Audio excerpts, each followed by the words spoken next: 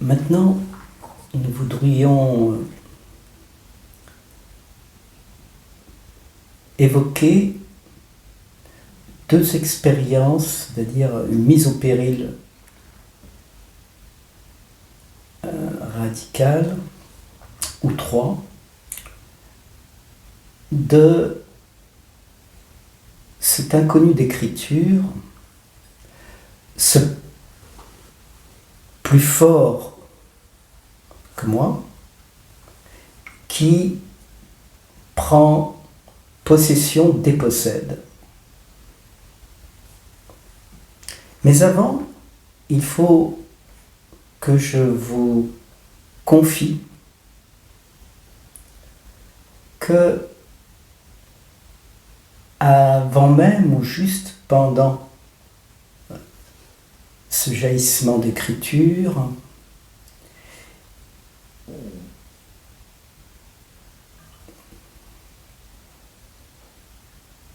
il y a eu une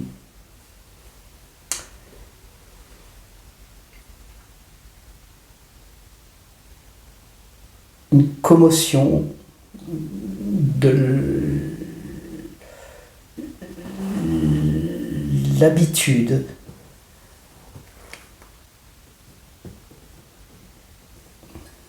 précisément ou de façon imprécise encore de la validité d'exister et d'être au monde. Et que j'exista et que je sois au monde, au tout début de l'adolescence, fut soudainement et impérieusement invalidé.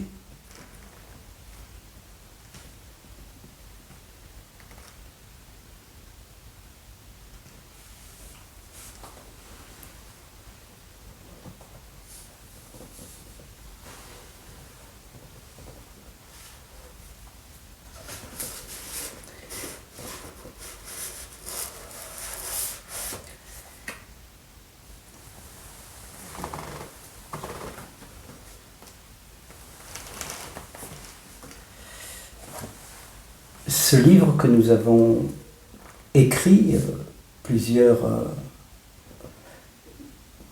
décennies après,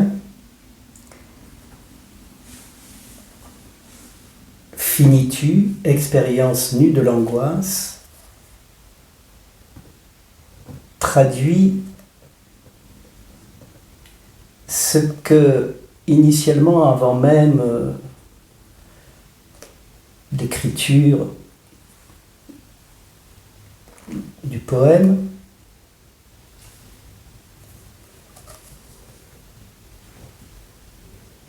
une commotion de ce désordre, de cet ordre, de ce réordonnancement par-delà le doute, qui fut un impératif, qui est que j'ai risqué la perte de la pensée avec la faveur et la fièvre de l'explorateur qui, pressant du connu, l'inconnu pressant.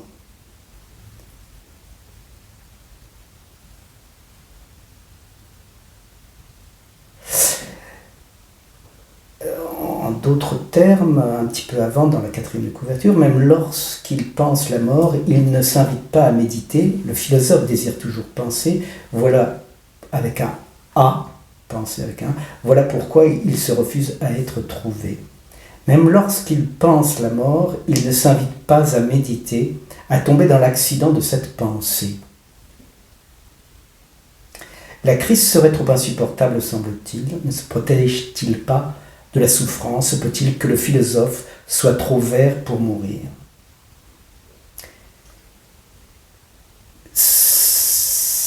Cela, alors que nous n'avions lu aucune philosophie, lu à peine ou au mieux quelques livres que nous trouvions dans la bibliothèque parentale, OSS 117, San Antonio, Perlebuck, Guy Descartes, Rimbaud, Baudelaire. Là, voilà. Donc nous étions si peu cultivés. Mais ce surgissement de remise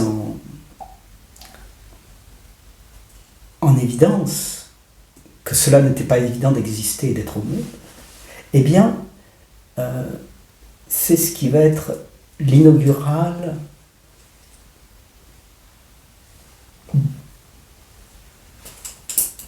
qui indétermine la détermination du penseur à ce moment-là, ou de l'existant, se donnant avec assurance et autorité d'exister. Il est fort probable que l'adolescence propose pour beaucoup d'entre nous, beaucoup d'entre vous, ce possible aperçu, percé. Je n'en dirai pas plus dans cet entretien, mais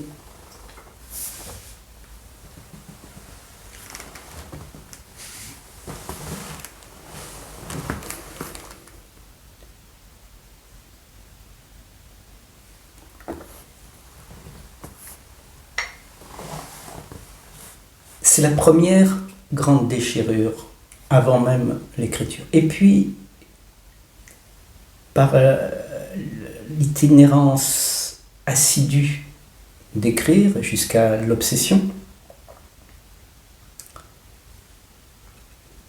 un deuxième moment, incisif, décisif, l'instant décisif d'écrire, qui est de perdre le sens des mots radicalement. Aucun mot, soudain, n'a de sens. C'est-à-dire qu'il n'y avait pas de redoublement. Chaque mot ne disait rien d'autre que du son. Que le son ne faisait plus qu'un gribouillis sur la page, c'est-à-dire une sismographie.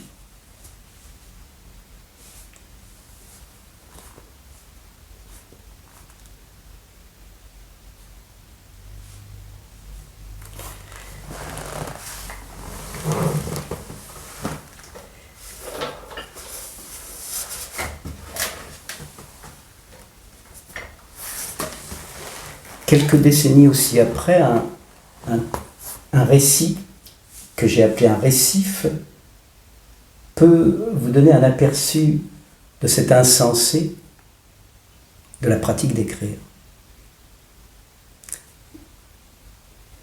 L'expérience nue, note d'incinération 1.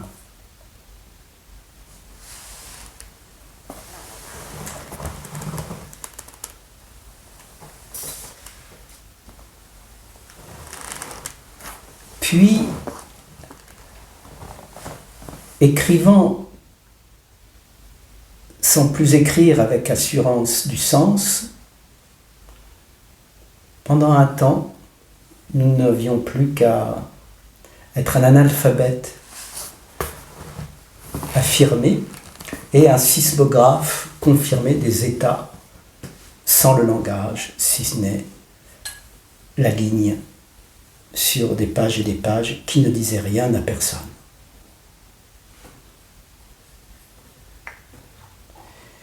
Dernière, enfin pas dernière, mais troisième moment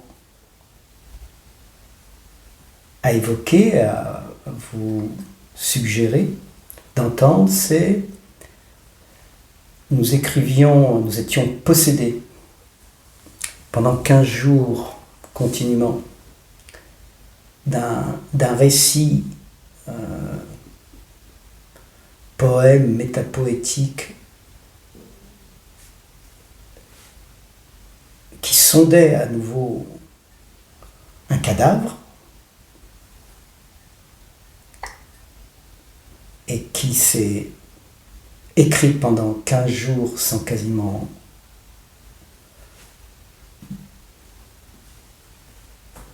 s'alimenter, se reposer,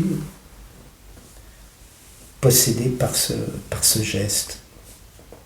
Texte d'une centaine de pages, dont il ne reste plus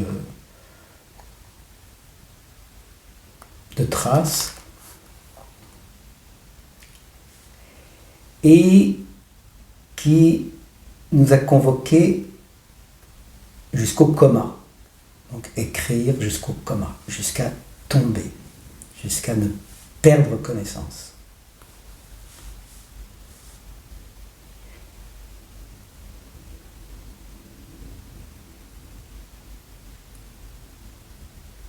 Qui peut envisager, s'il ne l'a pas pratiqué, s'il n'a pas été pratiqué par cette possession des possessions, ce que peut nous déprendre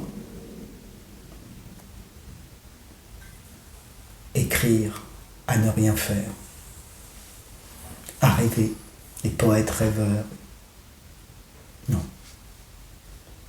C'est un lieu commun de l'occultation et de la négation de ce qui existe, qui se cherche et qui se fraye un chemin dans l'expérience, le péril de l'homme approximatif à la surface d'une perception d'autrui et de la considération que la pensée met en place pour qu'autrui nous considère.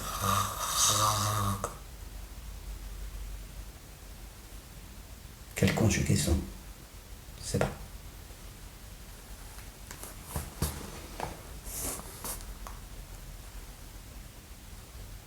Voilà le troisième moment.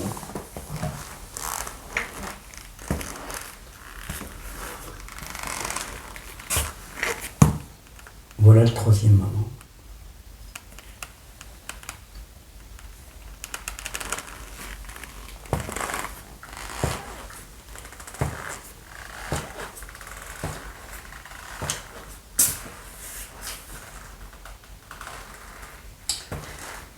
Et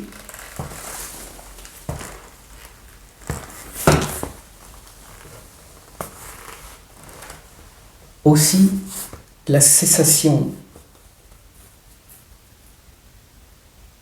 de l'écriture. Avoir été conduit et éconduit jusqu'au bout de la ligne, littéralement épuisé, sans plus aucune possibilité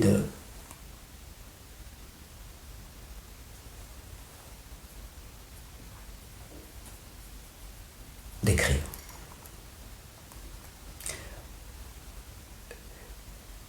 Parce que le post-poème, ou la post-écriture, c'est-à-dire qu'on parle de post-coitum, après la pénétration et après la jouissance, il en va de après le texte, il y a avant, il y a pendant, il y a après.